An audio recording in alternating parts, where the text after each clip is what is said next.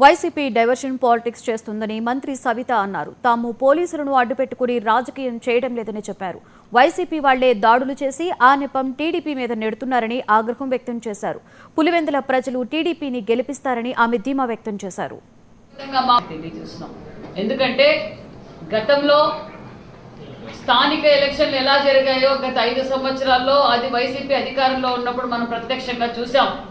ఈ రోజు ప్రజాస్వామ్యబద్ధంగా మా ముఖ్యమంత్రి చంద్రబాబు నాయుడు గారు, మా నాయకులు ప్రజాస్వామ్యబద్ధంగా ఎన్నికలు జరగాలనేది మాకు ఆదేశించారు. అదే పద్ధతుల్లో మేము నడుస్తున్నామన్న విషయాన్ని కూడా మీకు తెలియజేస్తున్నాం. మరి గతంలో లాగా బీఫారాలు తీసుకొచ్చిన వాళ్ళని చెంపలా, బెదిరించలా, లేకపోతే వాళ్ళపైన అక్రమ కేసులు పెట్టలా, నామినేషన్లకి వేయడానికి వచ్చిన వారిని భయభ్రాంతుల్ని మేము ఎక్కడా చేయలేదు. వైసీపీ వాళ్ళు నామినేషన్లు వేశారు, కాంగ్రెస్ వాళ్ళు నామినేషన్లు వేశారు, టీడీపీ వాళ్ళు నామినేషన్ వేశారన్న విషయం ప్రజలందరికీ తెలుసు.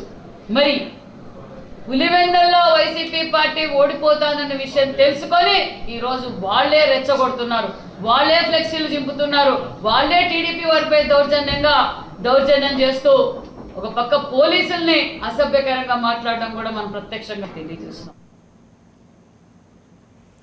హైదరాబాద్ కిమ్స్ ఆసుపత్రిలో చికిత్స పొందుతున్న